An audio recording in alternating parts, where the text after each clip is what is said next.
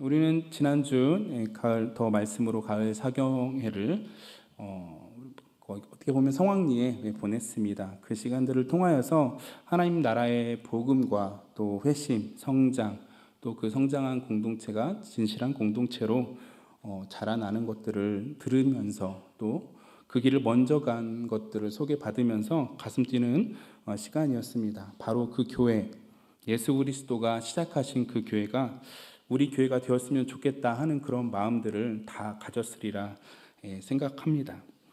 그런데 그 일이 저절로 될까요? 그렇지는 않겠죠. 우리 모두가 그 꿈을 꾸어야 할 것이라 생각합니다. 함께 마음을 모아서 달려가야 할 길이라 생각합니다. 그런데 그 과정 가운데 여러 가지 우리가 마주해야 할 어려움들이 있을 거라고 생각이 듭니다. 시행착오와 또 어려움을 또 만나게 되면 우리는 또 포기하거나 아니면 안 되는구나, 현실이 어렵구나 하면서 체념하기가 쉽습니다. 그럴 때 우리는 우리의 시작이 어디로부터 시작되었는지 다시 확인하고 다시 힘을 내어 한 걸음 한 걸음 걸어가야 할 것입니다. 그런 점에서 오늘부터 이제 수요예배 때 살펴볼 고린도전서 말씀은 우리에게 많은 것들을 시사하고 있습니다. 고린도전서는 그리스도의 몸된 교회에 대한 내용이기 때문입니다. 많은 성도님들이 이미 알고 있을 줄로 생각이 됩니다. 고린도 교회는 문제가 굉장히 많은 엉망진창인 교회입니다. 분쟁과 음행과 여러 가지 잘못된 신학 등의 문제 등이 도처에 있었습니다. 이것에 대한 유일한 해결책은 예수 그리스도의 복음이죠. 예수 그리스도 안에서 한 몸이라는 사실을 분명히 해야 하는 것, 그것이 해결책이었습니다. 예수 그리스도 안에 있는 우리는 한 몸이라는 말씀처럼 이 사실을 분명히 할 때 문제의 실마리가 잡히고 또 여러 가지 문제들을 해결할 수 있을 것입니다. 어렵겠지만 포기하지 않으시고 또 체념하지 않으시고 예수 그리스도 안에서 한 몸인 교회를 끝끝내 이루어 가시는 하나님의 그 신실하심, 우리의 어떠함이 아니라 하나님의 그 신실하심을 붙드는 성도님 되기를 소망합니다. 고린도 전서의 배경을 우리가 잠시 살펴보면 이름에서 알 수 있듯이 고린도 교회에 보낸 편지입니다.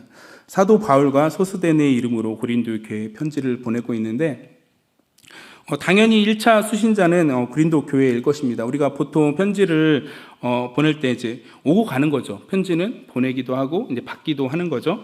고린도 전서와 또 고린도 후서의 내용을 살펴보면 여러 가지 내용들이 많은 편지들이 바울 사도와 고린도 교회 사이에서 오고 갔구나라는 것을 우리가 살펴볼 수가 있습니다. 여러 통의 편지가 오고 간 것으로 유추해 볼 수 있는데요. 그 중에서 고린도 전서와 후서가 하나님의 뜻에 따라서 후대까지 오늘날에까지 잘 전해져서 성경으로 우리가 이제 읽을 수가 있게 된 것이죠. 그럼 우리가 먼저 고린도 교회가 언제 세워졌을까 생각을 해보면 바울 사도가 2차 전도 여행 때 개척한 교회입니다. 사도행전 18장의 그 내용들이 나오게 되는데 몇 구절만 좀 살펴보도록 하겠습니다. 사도행전 18장 1절 11절만 같이 한번 읽어보도록 하겠습니다. 시작. 그 후에 바울이 아덴을 떠나 고린도에 이르러 11절도 읽겠습니다.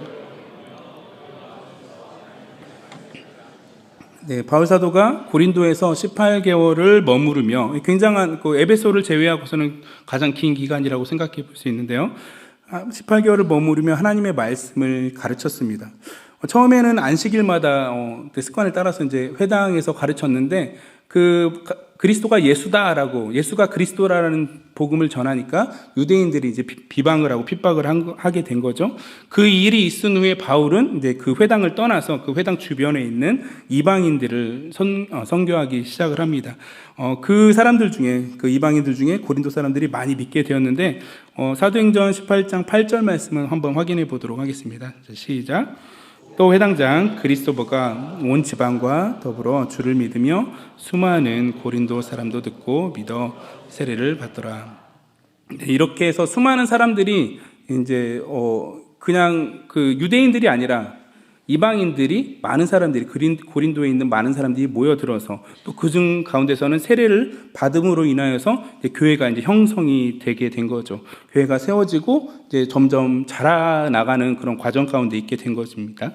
또 성장하는 과정에는 당연히 많은 문제와 어려움을 경험하게 됩니다. 아이들이 그냥 자라는 게 아니잖아요. 굉장히 위험한 지경에 놓이기도 하고 안 그랬으면 좋겠지만 갖은 많은 일들을 경험하게 되는 것이죠. 그런 문제들을 고린도 교회에도 있게 되었는데 3차 전도 여행 중에 있는 에베소에서 이제 3차 전도 여행 중에 에베소에 머물러 있는 바울 사도에게 이제 편지를 보내서 그 문제들을 이야기하고 그거에 대한 해결책으로 이 고린도전서 편지를 이렇게 보낸 것으로 우리가 생각해 볼 수 있겠습니다. 우리가 초대교회에 대한 환상이 좀 있는데요. 흔히 우리는 이제 초대교회에 대해서 완전한 교회이지 않았을까? 가장 어떻게 보면 예수님이 승천하신 이후에 만들어진 교회이기 때문에 가장 순수하고 그런 교회라고 생각해 볼 수 있을 것입니다. 그러나 그들이 처한 현실과 우리가 처한 현실의 그런 어떤 그 현실에 대한 정황이라는 것은 크게 다르지 않다라고 우리가 생각해 볼 수 있습니다. 그 대표적인 예가 고린도 교회인 것이죠. 그들은 정치, 문화, 경제적으로는 굉장히 풍요로움 가운데 있었지만 여러 가지 그 교회 안에서의 문제들을 야기하게 되는 것들을 우리가 볼 수 있습니다. 이런 모습을 통해서 우리의 모습 또한 또 성찰해 보고 또 교정하는 시간 되기를 소망합니다. 우리가 이제 처음 시작하는 시간으로 1절부터 9절까지 읽게 되었는데 이게 인사말과 바울의 어떻게 보면 감사의 기도 고백들이 등장하는 내용입니다. 굉장히 크게 별다를 바 없는 그런 내용인데 우리가 주목해서 봐야 될 것이 한 가지가 바울이 감사로 시작하고 있다는 것입니다. 4절 고린도전서 1장 4절 말씀을 함께 읽어보도록 하겠습니다. 자, 시작. 그리스도 예수 안에서 너희에게 주신 하나님의 은혜로 말미암아 내가 너희를 위하여 항상 하나님께 감사하노니. 아멘. 바울 사도가 감사의 고백을 하고 있는 거죠. 그런데 우리가 아까도 앞에서 잠깐 설명했지만 고린도 교회에는 많은 여러 가지 문제들이 있었다라는 것입니다. 분쟁이 있었고요, 음행의 문제가 있었고요, 각가지 여러 가지 문제들 가운데 있는 상황인데 어떻게 보면 감사할 수 없는 상황에서 바울 사도가 감사하고 있다는 것이죠. 여러 가지 문제로 책망받아 마땅한데, 책망과 교정해야 되는 그런 현실에 처해 있는 것이 마땅한데 바울 사도는 감사를 하고 있습니다. 바울 사도는 그들을 향하여서, 고린도 교회를 향하여서 어떤 요구, 너희들이 예수 그리스도를 그렇게 믿고 나서 이렇게 살아간단 말이냐라고 책망을 하기 전에, 어떤 요구를 하기 전에 하나님께 감사하면서 하나님이 일하신 거에 대해서 고백을 하고 있다는 것입니다. 우리가 하나님의 일하심을 좀 생각을 해봐야 되는데 하나님의 일하심은 무엇일까요? 한마디로 얘기하면 하나님의 역사입니다. 예수 그리스도로 말미암아서 하나님 나라를 회복시키겠다는 것이죠. 그 일에 우리를 하나님의 뜻에 따라서 부르셨다라고 얘기하셨고, 우리가 그 하나님의 일하심의 수혜자일 뿐만 아니라 우리가 그런 자리에 있을 뿐만 아니라 우리가 그런 자리에서 하나님의 동역자로 무한한 영광의 자리로 부르심을 받았다라는 것을 좀 기억을 하셨으면 좋겠습니다. 그런 영광의 자리로 부르심을 받은 우리의 시작의 모습을 좀 생각해 보았으면 좋겠습니다. 여러분이 신앙을 처음 가졌을 때를 생각해 보십시오. 우리가 예수를 믿고 굉장히 기쁜 마음들, 또 즐거운 마음들, 내가 구원받았구나, 이런 마음들을 가졌겠지만, 그런 모습이 성경에서 얘기할 때, 우리가 그리스도를 향한 그 그리스도의 온전한 모습으로 처음부터 그렇게 시작이 되었을까요? 아니죠. 우리의 시작의 모습은 온전한 모습이 아니라 연약한 모습, 한계가 있는 모습으로 시작이 된 것입니다. 예수를 믿었다고 해서 바로 우리가 온전해지지 않는다는 말입니다. 그래서 예수를 믿으면 당연히 여러 가지 권면들을 받게 됩니다. 그게 옳은 것이었든 옳지 않은 것이었든 교회를 가게 되면, 제가 처음 교회를 가게 됐을 때 하라는 말보다는 하지 말라는 말을 굉장히 더 많이 들었던 것이 사실인데, 어찌됐든 여러 가지 권면을 받기도 하고요. 나도 어느샌가 그런 자리에 올라가게 되면, 누군가 예수를 믿고 오게 되면 또 어떤 자리에서 저도 권면을 하게 되기도 하더란 말이죠. 그렇게 권면을 받기도 하고 하기도 하면서 자라가야 하는 것이죠. 그리고 또한 스스로도 누군가의 그런 권면들을 받기도 하지만 스스로도 말씀을 통하였든지 설교를 듣든지 기도를 통하든지 하나님 안에서 스스로 성찰하고 노력해서 자라나가야 되는 것이 사실입니다.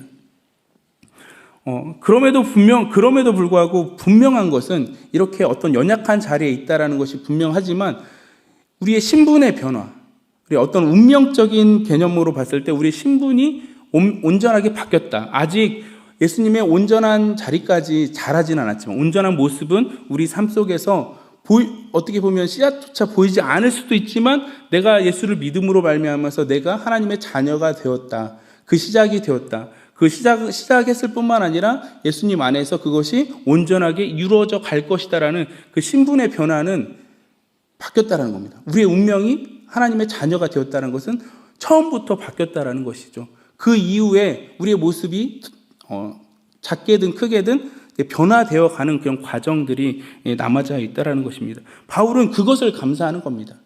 우리의 현재의 모습을 보고 감사하는 것이 아니라 우리 현재의 모습은 예수님의 온전한 모습과는 거리가 굉장히 어떻게 보면 고린도 교회의 모습만 본다면 멀지만 예수님께서 시작하셨고 예수님의 피로 사신 그 교회가 예수님의 온전하신 그 하나님의 영광의 자리까지 가는 그 온전하신 모습까지 그리스도의 장성한 분량까지 자라나게 될 것이다 라고 하나님의 그 신실하시고 그 미쁘신 그 하나님의 일하심을 믿음으로 고백하면서 감사하고 있다라는 것입니다.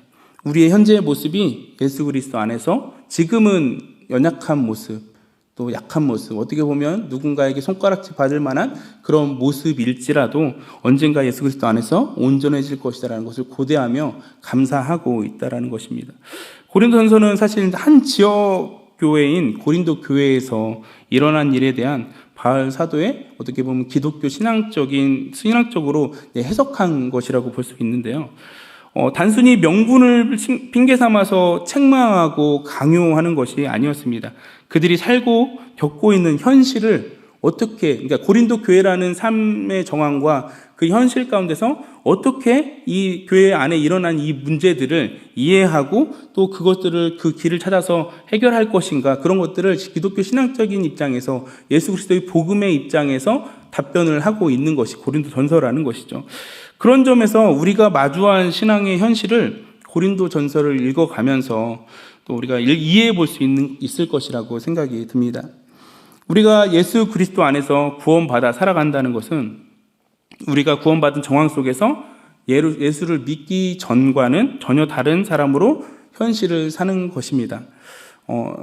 예수를 믿은 다음에 따로 분리되어서 어디 무슨 섬으로 가거나 아니면은 이 현실을 떠나서 어떤 무슨 다른 세계로 들어가서 거기서 우리가 온전한 어떤 공동체를 이루면서 살아가는 것이 아니라 예수를 믿기 전이나 믿은 후나 나의 삶의 터전은 동일하다는 것이죠. 바뀐 것은 뭐냐? 내가 예수를 믿었다는 사실입니다. 예수를 믿음으로 세계관이 바뀐 거죠. 보는 시각이, 이 현실을 바라보는 시각이 바뀌었다라는 것입니다. 그 전에는 예수를 알기 전에, 하나님을 알기 전에는 하나님을 모르는 사람으로, 즉 이 세상에서 내가 교육받고 이 세상에서 내가 배운 대로 오늘의 현실을 판단하고 그거에 근거해서 살아가게 되는 것입니다. 그러나 예수님을 믿고 나서는 그대로 살아가는 것이 아니라 예수님의 말씀으로, 예수님의 그 시선을 따라서 오늘의 그 똑같은 상황과 정황 가운데서 어떻게 이 삶을 이해할 것이냐, 어떻게 이 가운데서 선택을 할 것이냐가 달라진다는 것이죠. 우리가 어제까지는 하나님을 몰랐던 세상에서 내가 예수 안에서 새롭게 변화받아서 전과 같은 조건 속이지만 속에서 하나님과 관계가 회복된 자로서 그 자리에 서게 된다는 것입니다. 이렇게 정리하면 예수님을 믿기 전과 믿은 후의 모습은, 우리가 마주하는 현실은 동일하다는 것이죠. 동일합니다. 그러나 예수를 믿었다는 것이 달라진 겁니다. 그런데 예수를 믿었다고 해서 예수님 말씀대로 바로 살아갈 수 있느냐? 우리는 다 압니다. 그게 잘 되지 않는다는 것을요. 그러면 우리에게 주어지는 그 매일에 또 한 번으로 되지 않기 때문에 어떻게 보면 그 예수님을 믿는 하나님의 자녀가 된 그 신분에 걸맞는 그 신분에 합당한 삶을 살아야 되는데 알고 있습니다. 그거를 모르지 않습니다. 우리는 모르지 않는데 나의 삶의 모습을 비춰보면 오늘 하루만 보아도 그렇게 살지 못한 모습들이 분명히 있을 거라는 것이죠. 그게 한 번에 바뀌지 않는다는 것을 우리가 다 알 수 있습니다. 그러므로 하나님께서 우리에게 매일매일 우리에게 하루하루를 기회로 주시고 있다는 것이죠. 어제 실패했다면 오늘이라는 기회가 또 주어진 거고, 오늘에 실패했다면 내일이라는 기회가 또 우리에게 주어진다는 거죠. 우리는 이 과정 가운데 포기할 수도 있고 체념할 수 있습니다. 왜냐하면 그 기다림이란, 내가 온전해지게 되는 그 기다림이라는 시간이 내가 생각하는 것보다 엄청 길다라는 것을 우리 경험으로도 알고 있는 거죠. 과연 나는 변화되는 것인가? 언제쯤 변화될 것인가? 똑같은 쓴뿌리에 또 넘어지고 또 넘어지고 또 넘어진 게 과연 나는 변화가 될 것인가? 분명히 성경은 성령 안에서 새로운 피조물이 되고 새롭게 변화된다라고 말씀하고 있는데, 나의 모습을 바라보면 내가 틀렸든 성경이 틀렸든 둘 중에 하나가 아닐까? 이렇게까지 생각을 하게 된다라는 것이죠. 그러나 오늘 바울 사도가 감사하는 이유가 우리의 모습, 고린도 교회의 그 모습이 아니라 예수님의 하신 일, 예수님께서 하실 일, 하나님의 그 신실하신 그 일하심의 근거를 갖고 있기 때문에 감사를 하고 있다라는 거죠. 왜? 우리가 신분이 바뀌었고 하나님께서 다시 오시는 그날까지 우리는 자라가는 과정 가운데 있으며 다시 오실 때 온전하게 될 것을 바라보고 있기 때문입니다. 우리가 그렇게 예수를 믿고 따라가는 그 길은 하나님의 뜻에 따라서 이제 살아가게 되는 건데요.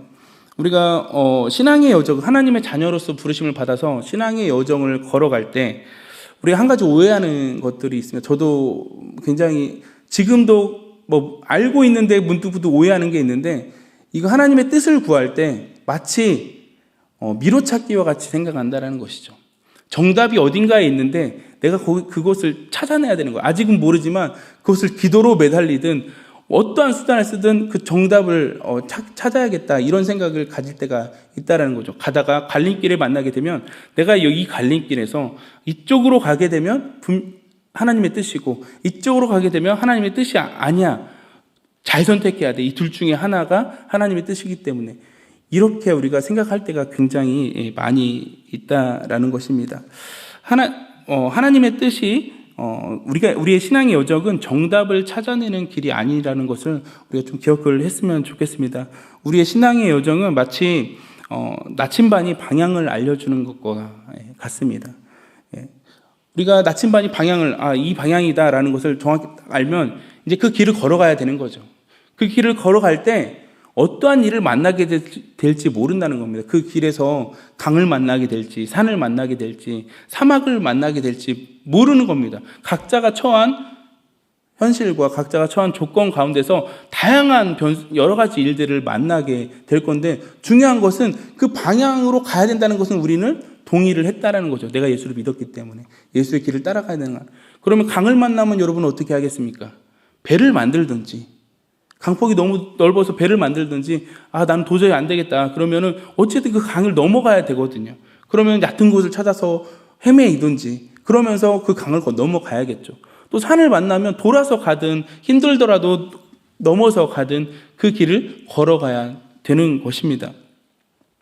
나침반이 가리키는 방향을 따라서 걸어가야 되는 것이죠. 왜냐하면 신앙의 여정이라는 것이 시작을 하면 끝이 있기 때문입니다. 근데 그 과정을 성경은 이렇게 가라 다 얘기하지 않는다는 거죠. 오직 방향만 이야기하고 있는 것이죠. 그래서 우리의 마음 같아서는 우리가 가는 그 길이 탄탄대로이고 일직선이길 원합니다. 일직선이길 원하는 거죠. 그러나 대부분이 굉장히 많은 변수들과 많은 것들이 있기 때문에 그 지형을 따라서 우리는 구불구불 가게 되는 겁니다. 구불구불 가다 보면 어느 때인가는 방향이 이쪽인데 여기에 장애물이 있어서 방향이 이쪽인 걸 알고 있지만 어느 때인가는 거꾸로 가는 것 같이 아니면 반대 방향으로 돌아가는 것 같은 때가 있는 거죠. 그럴 때 우리는 굉장히 낙심하고 낭망하고 괴로워하는 거죠. 왜? 방향이 여기라는 걸 아는데 나는 다른 방향으로 가고 있으니까 이 방향이 언제쯤 이렇게 가게 될지 사실 잘 모르거든요. 그러나 우리가 낙심해하지 않을 이유는 그 방향을 계속해서 우리가 바라보고 있다라는 거죠. 말씀으로써 우리가 그걸 계속해서 이야기하고 있다는 것입니다. 그리고 또한 우리가 생각해 봐야 될 것은 우리가 구불구불 이렇게 지나가는 그 신앙의 여정의 길을 통하여서 그냥 우리가 원하는 대로 탄탄대로의 길을 쭉 가는 것보다 더 많은 것들을 더 풍성하게 경험할 수 있다라는 것이죠. 다양한 지형을 만날수록 그 길은 더욱 풍성해집니다. 예를 들자면 인생의 산전수전 다 겪어봐야 좋은 자로서도 얘기를 할 수 있는 겁니다. 어떤 청년이 와가지고 우리 집사님, 권사님들한테 이런 일들을 만났는데 어떻게 하면 좋겠습니까? 이런 질문할 때 본인이 이미 그 길을 걸어왔던 신앙의 선배라면 그거에 대해서 독려하고 권면해 줄 수 있는 것이죠. 그런 것들이 더 풍성하게 쌓여진다라는 것입니다. 제가 인천에서 캠퍼스 개척을 할 때가 있었는데요. 제가 사역하는 곳까지 한 4, 5km 되었던 것 같아요. 버스를 타면 그 버스 노선대로 그냥 그대로 가게 됩니다. 어느 날인가는 제가 인천을 가본 적이 없어요. 그때 처음 갔기 때문에 내가 사는 곳의 지역, 또 내가 사역할 곳의 지역을 내가 버스 노선만 알고자 하는 것이 아니라 더 많은 길을 좀 알아야겠다 해서 걸어갔던 적이 있습니다. 수개월을 걸어 다녔던 적이 있어요. 그래서 어떤 때는 이리도 가보고 어떤 때는 일로도 가보고 다양한 방향으로서 걸어가서 목적지에 도착을 하니까 그렇게 수개월이 지났습니다. 그리고 나서 저의 머릿속에 제가 사는 동네에서 제가 사는 그 집에서 제가 사는 그 사유지까지 굉장히 하나의 길이 아니라 굉장히 다양한 길들이 기억이 나더라고요. 굉장히 저의 삶이 굉장히 풍성해졌다는 것입니다. 그렇게 우리가 그런 인생의 길을 걸어갈 때 그런 다양한 길들을 만나게 되는 것이죠. 현재 자신이 있는 그 실제 자리가 있을 것입니다. 각자의 조건과 그 현실이 모두 다르다는 것이죠. 각자의 조건과 현실이 어떻게 하는 것이 그 방향을 잃지 않고 그 방향을 증언하고 있는가, 나의 삶이 또 그 길을 가고 있는가 좀 생각하셨으면 좋겠습니다. 하나님이 우리의 각자의 조건과 현실에서 또 우리 공동체의 조건과 현실에서 그 조건과 현실을 해결하고 극복하는 방법보다는 그 조건과 현실을 어떻게 감수하면서, 왜냐하면 그 조건과 현실이 바뀌지 않기 때문이죠. 이 건물 마음에 안 든다고 다시 새로 지을 것입니까? 그럴 수 없는 거죠. 이 조건과 현실 가운데서 이것을 어떻게 감수하면서 나아갈 것인가, 이런 이야기를 하는 것이 고린도전서 이야기입니다. 그래서 어떻게 생각하면 지역교회에서 일어나는 굉장히 전해지고 싶지 않은, 어떻게 보면 이 편지를 쓸 때 이 고린도 교회 사람들이 이 편지가 성경으로 될지 몰랐을지도 몰라요. 왜냐하면 별거 다 썼잖아요. 굉장히 불편한 이야기들을 쓰고 있잖아요. 그런데 이런 불편한 이야기가 성경으로 전해져서 그것을 읽는 우리들에게는 더 많은 우리의 신앙의 여정 가운데 풍성함을 주고 있다는 것이죠. 우리가 지난주 말씀 사경회를 통해서 선포되어진 하나님 나라 복음, 또 그 복음으로 회심한 사람들, 회심한 성도들, 또 그 회심의 자리에 머물러 있지 않고 또 성장해야 하며 그 성장하는 과정 가운데 또 진실한 공동체를 꿈꿔야 한다는 것에 우리는 가슴 뛰었다라고 저는 생각이 듭니다. 그렇게 진실한 공동체를 꿈꾼다면 우리는 무엇을 감수해야 할까요? 좀 생각해 보아야 할 것이죠. 그게 마냥 즐거운 일이고 마냥 좋게만 보이고 마냥 쉬운 일만은 아닐 것이기 때문입니다. 바라지는 않겠지만, 우리가 당연히 바라지는 않겠지만 고린도 교회 이야기처럼 불편한 일을 감수해야 할지도 모릅니다. 또 그런 과정들을 만나게 될 때 우리는 지혜롭게 지나가기 위해서 우리가 다른 몸이 아니라 예수 그리스도 안에서 한 몸이라는 것을 여러분이 좀 기억을 하셨습니다. 우리가 예수 그리스도에서 한 몸 된 공동체로 그 진실한 공동체를 꿈꾸며 걸어가는 온전한 공동체 되기를 소망합니다. 우리는 우리의 조건과 현실이 우리의 원하는 대로 바뀌기를 바랍니다. 우리의 현실이 만족스럽지 않기 때문이죠. 여러분은 어쩐지 모르겠습니다. 저는 항상 만족스럽지 않습니다. 저의 기준이 높아서일지는 모르겠습니다. 예수님이 온전하심이라고, 예수님의 그 온전한 그 장성한 분량까지라는 그 기대치가 너무 높아서일지도 모르겠어요. 그런 기대치 가운데 저의 모습을 비춰보면 항상 불만족스러운 거죠. 항상 나의 신앙이 왜 여기까지밖에, 아니 오히려 어제보다 더 밑으로 내려가기도 하고, 이런 마음들 가운데 현실이 만족스럽지 않기 때문입니다.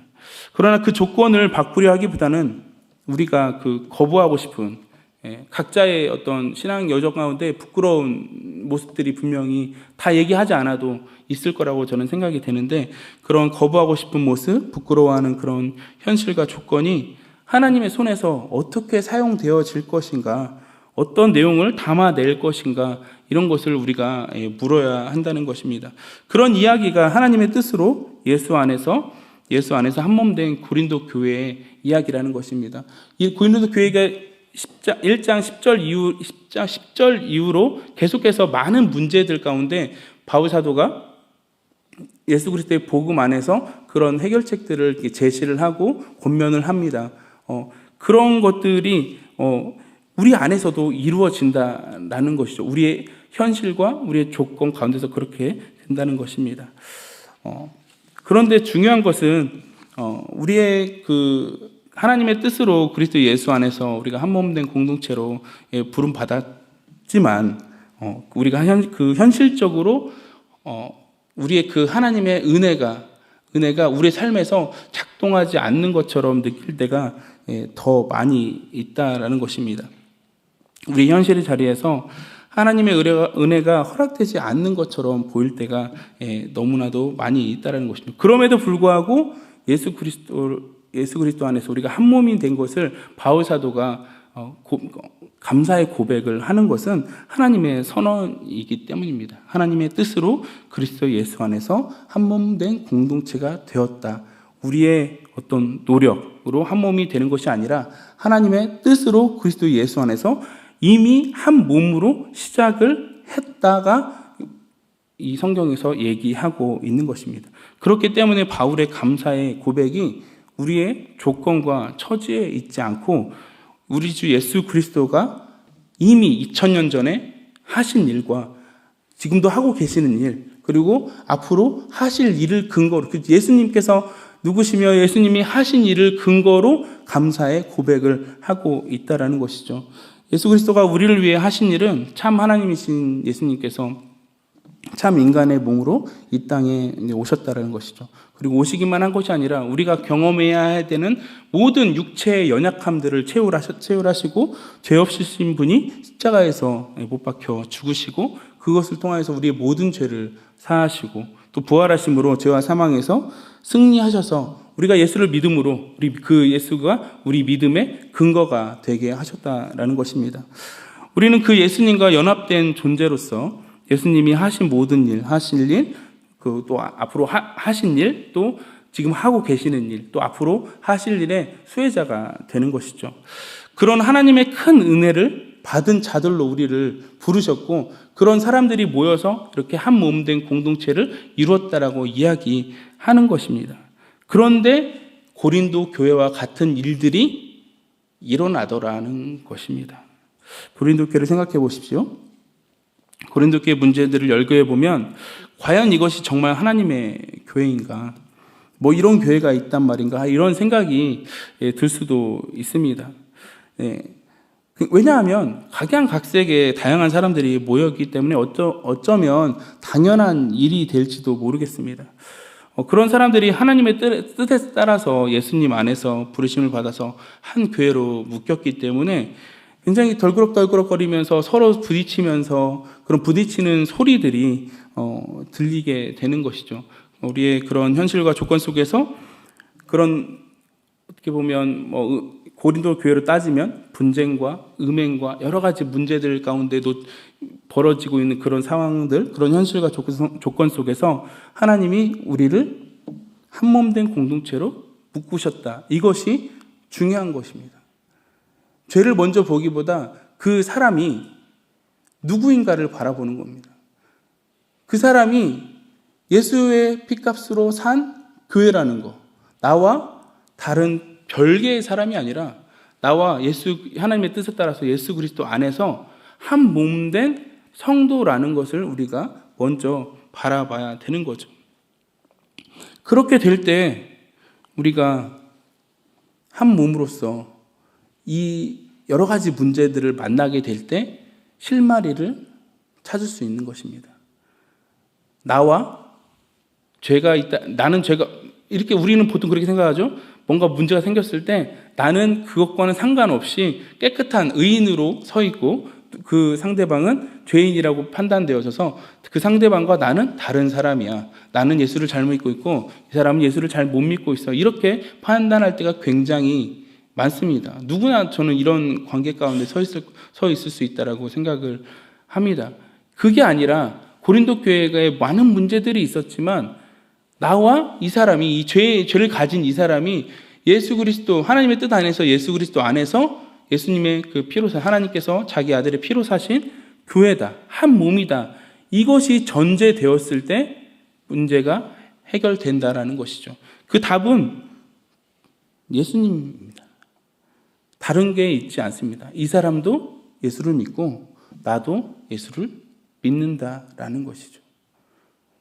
지금 현재 상황에서 이 사람이 죄에 걸려 넘어졌든 사단의 어떤 넘어짐에 넘어졌든 아니면 아직은 자라지 못하여서 아니면 그 성장의 속도가 달라서 나하고는 어떤 면에서 어떤 그 문화적인 기독교 안에서의 문화적인 면에서 수준의 차이가 있을 수도 있는 거죠. 그런 것들을 용납하고 보아주는 것이 예수 그리스도 안에 우리가 있다라는 것을, 우리가 한 몸이라는 것을 기억해야 되는 것입니다.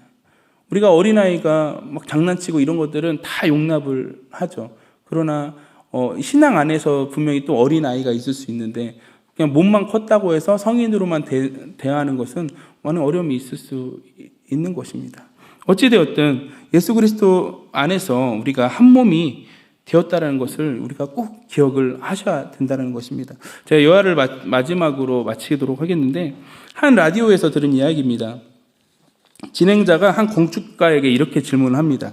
오래된 전통 도시들을 가보면 건물도 거리도 하나같이 아름다운데 왜 현대 도시들은 아름다운 도시를 찾기가 쉽지 않습니까? 이 말을 이제 건축가에게 물어본 거예요.